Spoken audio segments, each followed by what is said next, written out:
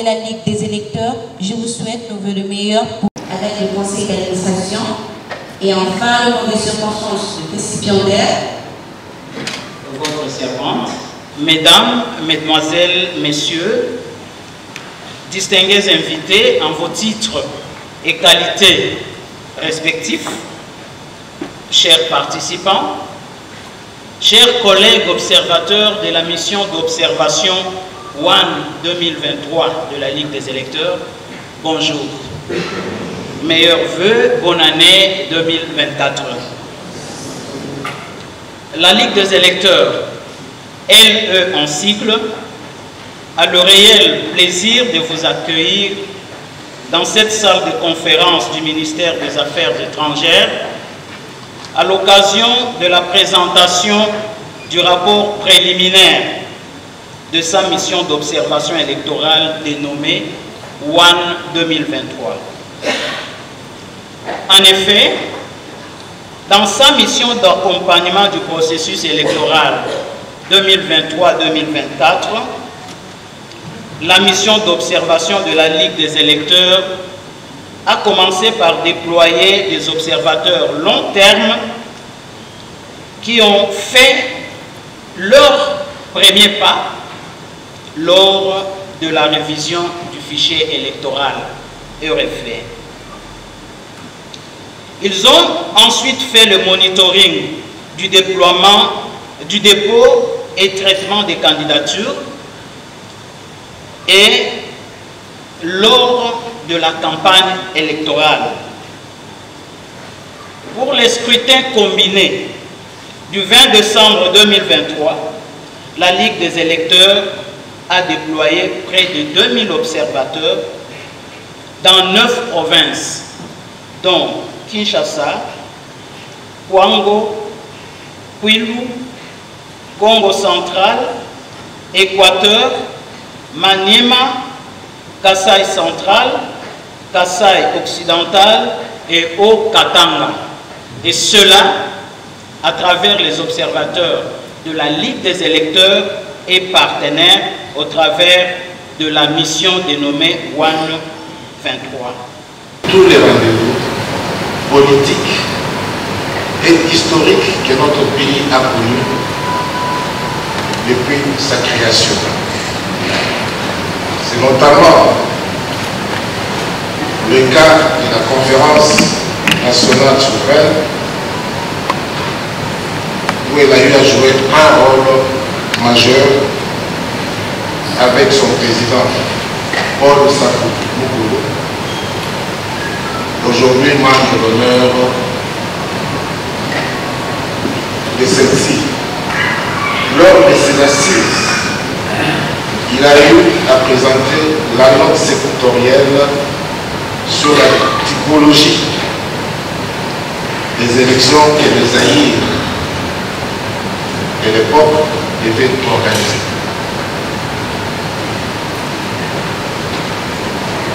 La commission citoyenne qui militait pour l'avènement d'une véritable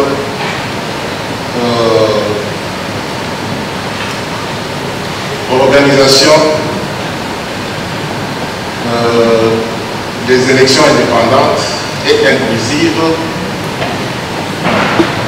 vu que la commission électorale, dirigée par le professeur Bayona Bamé, d'heureuse mémoire, n'était composée que des membres de la mouvance présidentielle et électorale et alliée. La Maison des droits de l'homme, le Centre Carter, le cadre de concertation de la société civile pour l'observation des élections, etc. À ce jour, la L2, qui a adopté comme leitmotiv vivement des élections pour le pouvoir du peuple, travaille sur plusieurs volets, à savoir les droits humains, la bonne gouvernance, les élections, dont l'accomplissement se fait au travers de la présente mission d'observation WAN 2023.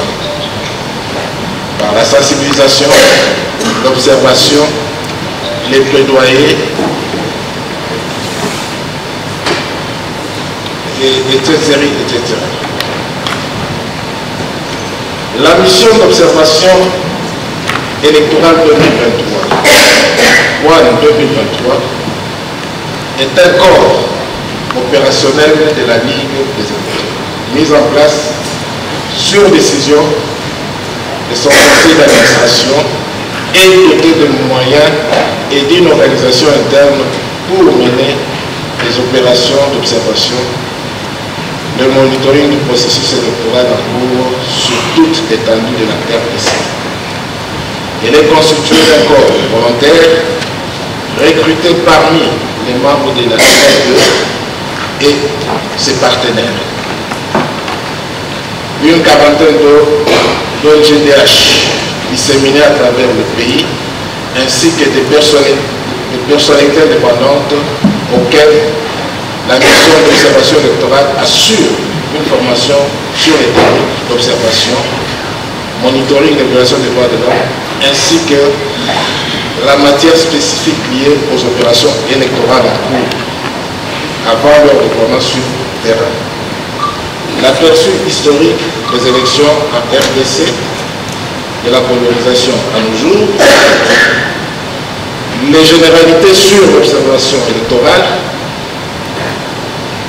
le centre d'inscription et le déroulement des opérations et la révision du fichier électoral. Du 18 au 26 décembre 2022, l'AMOE WAN 2023 a obtenu 46 accréditations des OLT, dont 6 pour observer les opérations sur toutes les étendues de la République du Congo et 40 à Kinshasa.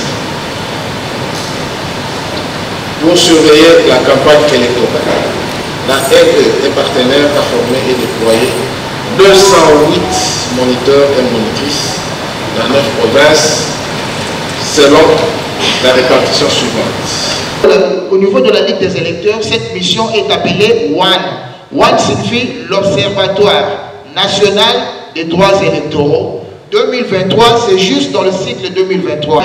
Sous les superviseurs provinciaux, nous avons des superviseurs communaux et nous avons à la base les observateurs et les moniteurs qui ont observé les élections, qui ont fait le monitoring. C'est cette structuration qui fait WAN 2023.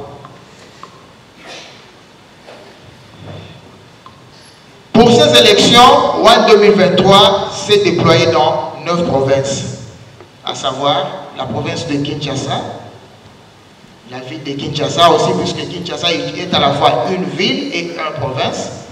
La province du Congo central, c'est dans la ville de Matadi. La province du Kwango, c'est dans la ville de Kenge. La province du Kwilu, c'est dans la ville de Kikwit.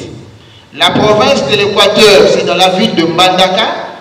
La province du Kasaï central, c'est dans la ville de Kananga. La province du Kasaï oriental, c'est dans la ville de Mbujimai. La province de Kindu, c'est dans la ville de... La province du Maniema, c'est dans la ville de Kindu.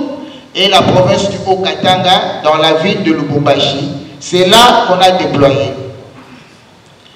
Comment est organisé WAN 2023? WAN 2023 fonctionne avec 2 fibres ou 2 départements. Il y a un département du monitoring et il y a un département de l'observation. Le département du monitoring a été opérationnel pendant la campagne électorale, pendant le dépôt des candidatures. C'était d'abord pendant le dépôt et traitement des candidatures, pendant la campagne électorale et même pendant les élections. Ils ont fait le monitoring des droits humains, des violations des droits humains. Côté monitoring, nous avions eu 74 femmes contre 134 hommes. À Mbujimai, c'est une femme. À Lubumbashi, c'est une femme. Et à Mbandaka, c'est une femme. Donc, nous avons 4 femmes dans le province contre 4 hommes. Donc, côté genre, la parité, on y tient. Excellence, Monsieur le conseiller spécial en matière de sécurité ici représenté. Excellence, Monsieur le représentant de la CENI ici représenté. Excellence, Monsieur Soulé, au commandant de la police de Kinshasa, ici représenté. Les représentants de l'inspecteur général. De l'inspecteur général, merci. Aussi aux membres de la délégation de l'Union européenne, des experts de l'Union européenne. Comme vous le savez, la Ligue des électeurs, nous l'avions indiqué, elle est membre de la Fédération internationale des droits humains et membre de la Coalition internationale pour la Cour pénale internationale. À ce titre, donc, la mission d'observation électorale ONE 2023 de la Ligue des électeurs a la particularité par rapport aux autres missions, notamment la mission que nous connaissons, Simocel et consorts. Toutes ces missions se limitent simplement à l'observation des élections et là, ils voient juste les aspects techniques, les aspects des procédures. Mais la Ligue des électeurs, la mission de la Ligue des électeurs observe aussi en même temps les systèmes de protection et d'alerte des violations des droits humains en matière électorale. C'est comme ça que les violations des droits humains, nous les suivions de près et nous avons mis en place un mécanisme d'alerte et de protection des acteurs non étatiques. Et c'est par ce mécanisme que nous avions même eu à suivre de près les cas des députés qui ont perdu la vie pendant la campagne électorale, et une mission d'enquête est en train de se déployer pour voir et analyser les circonstances de cette perte en vies humaines. Et ce sont des situations qui émaillent notre processus. Comme vous le savez, la RDC, le processus électoral, est né des revendications en termes de revendications des droits de l'homme. C'est ça notre histoire. Nous n'avons pas connu une culture électorale à l'aube des indépendances, mais les élections nous sont parvenues après les dictatures, et ce sont des mouvements des droits humains qui ont été à la base de cette revendication sociale, et en ce y compris les partis politiques d'opposition. C'est comme ça que lors du dialogue intercongolais, il a été aux côtés de la CENI, il a été créé la Commission nationale des droits de l'homme. À l'époque, c'était l'Observatoire national des droits de l'homme, ainsi que le CESAC. Et donc, ce sont les trois acteurs majeurs du processus électoral. C'est peut-être le lieu de fustiger la loi électorale en cours, parce que cette loi a la faiblesse de ne pas indiquer de manière claire le rôle que la CNDH devait jouer dans ce processus électoral. C'est pour nous donc un motif ou un élément de plaidoyer que nous allons faire par rapport à la réforme de la loi électorale, parce qu'aujourd'hui, nous sommes tous d'avis, avec toutes les violations des droits humains qui se perpètrent autour du processus électoral, il y a des situations très alarmantes au niveau de la loi, où à la gare des familles sont déportées, des Kassaïens, ils sont en train d'être chassés, les gens sont en train de perdre leur travail, c'est le droit économique et social. Et donc, les gens, à la suite des élections, nous voyons des graves violations des droits de l'homme se commettre, notamment par des personnes revêtues d'autorité publique, parce qu'il y a des candidats qui sont allés en tant que ministres, en tant que, si vous voulez, gouverneurs. Et nous voyons aussi des candidats, parce que lorsque nous sommes au niveau du candidat, il y a des acteurs majeurs qui font appel au boycott, appel au discours de haine, appel même aux chasses à l'homme, qui financent même des radios communautaires. Et nous avons déjà des éléments d'enquête. Nous savons qui finance qui et d'où vient le financement. Et donc, tous ces éléments seront des rapports que nous allons dévoiler en temps utile, parce que les enquêtes se poursuivent, le processus électoral est en cours, Et déjà au niveau de la coalition, la Ligue a participé à 2 grandes réunions avec le procureur de la Cour pénale internationale et ainsi que le procureur adjoint qui sont venus, et déjà avec les mémorandums d'entente entre la RDC et la Cour pénale internationale, les organisations de la société civile que nous sommes et la Ligue en matière électorale a été chargée de documenter les cas de violation des droits humains en cette période électorale. Donc, nous aurons un rapport à fournir et à documenter que nous allons transmettre à nos différents partenaires réseaux au niveau notamment de la Fédération internationale des droits humains, au niveau de la Cour pénale internationale, ainsi que même des autorités au niveau national. Parce que la Cour pénale, c'est un droit pénal subsidiaire.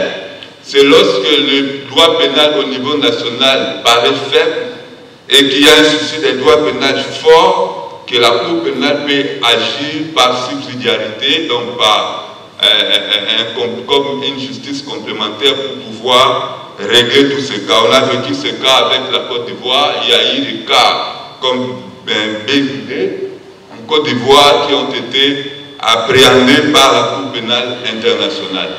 Donc nous avions des cas comme ça où des acteurs financent, des acteurs font appel à des boycotts, développent des discours de haine.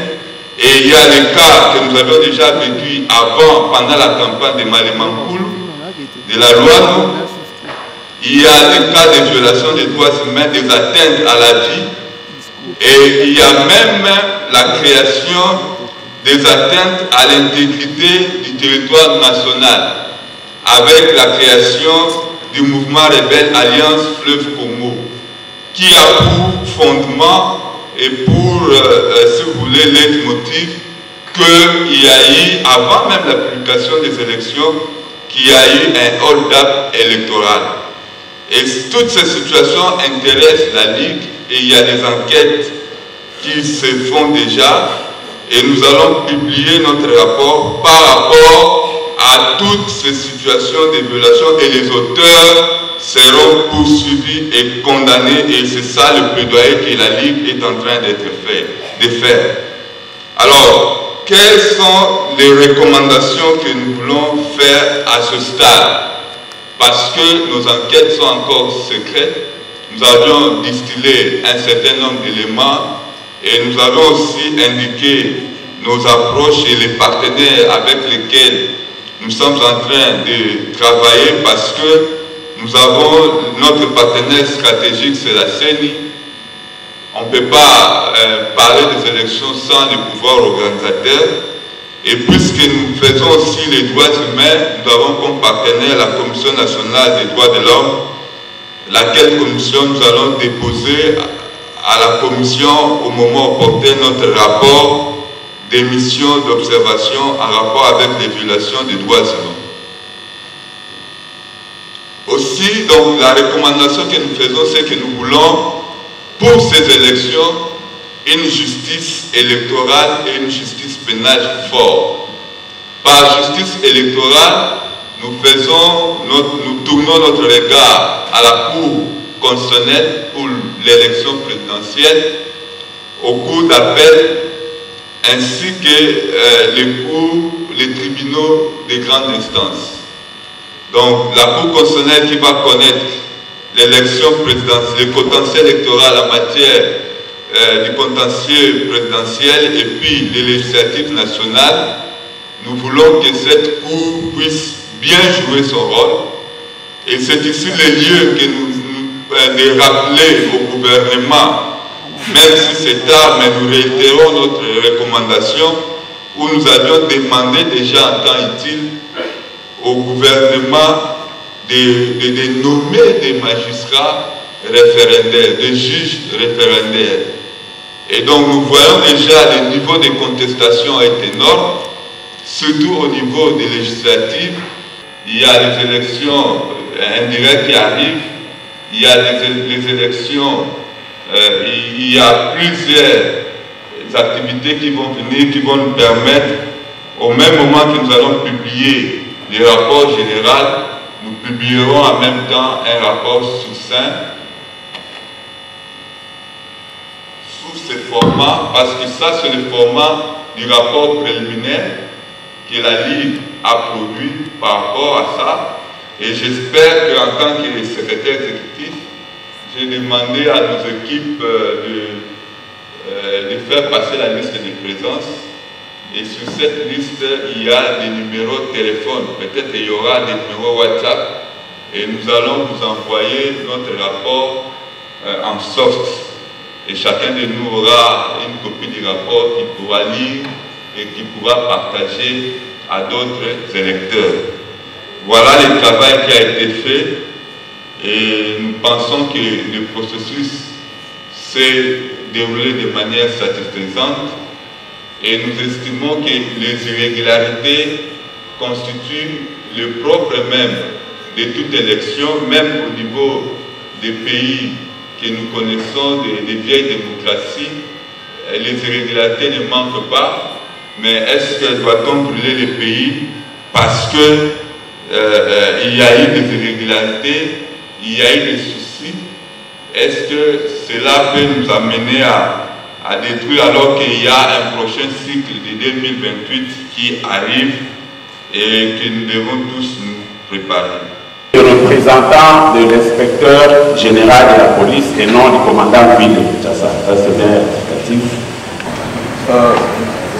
Est-ce que la Ligue des électeurs ne pourrait-elle pas penser aussi à réfléchir sur les modalités de synergie entre les différentes missions d'observation électorale pour que le travail sur le terrain soit beaucoup plus efficace sur l'ensemble du territoire national, plutôt que de voir chacune des missions évoluer de manière isolée avec, en tablant leur rapport sur des échantillons qui semblent ne pas être trop représentatifs.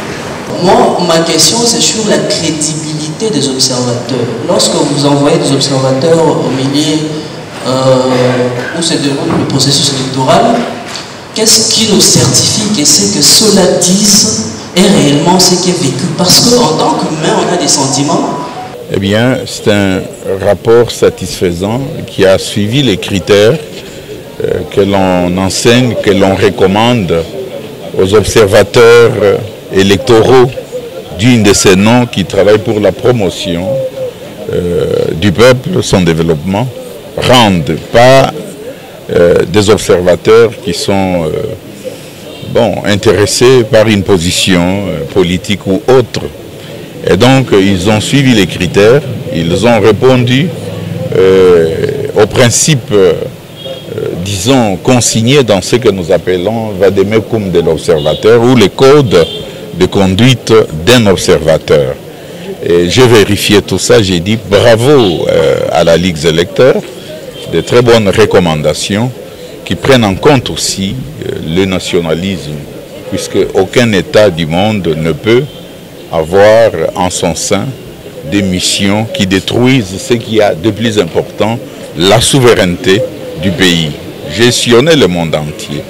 J'ai vu que là où il y a des missions d'observation des élections, ce qui anime les observateurs locaux, nationaux, c'est plus le nationalisme, le patriotisme. Et là, je pense que les jeunes gens qui prennent les commandes de la Ligue des électeurs ont fait leur travail. Je suis satisfait. Ce que la CENI fait rentre dans la logique de la justice et de l'équité électorale. Par le fait que parmi nos recommandations, que nous avions recommandé une justice électorale forte et une justice pénale forte.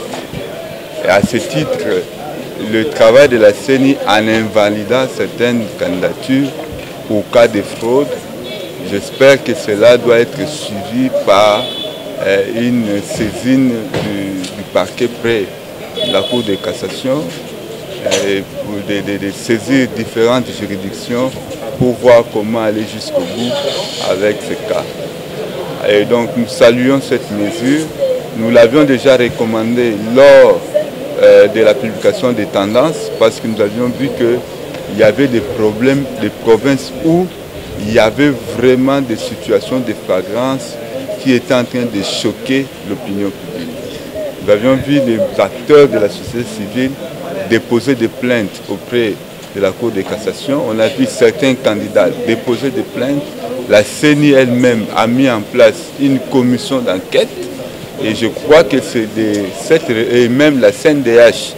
Nous avons vu aussi la CNDH aller saisir la cassation. Nous avions vu nos collègues de la mission d'observation électorale SC5O aller voir les procureurs près la Cour constitutionnelle. Donc tous ces acteurs, parties prenantes au processus électoral, nous sommes tous d'avis qu'il y a des situations qu'il faut réprimer. Et nous, dans notre intervention que nous avions eue auprès d'une chaîne sœur, nous avions recommandé, et comme on l'a fait aujourd'hui, que dans certaines circonscriptions électorales au niveau des législatives, qu'il y ait annulation et reprise des élections.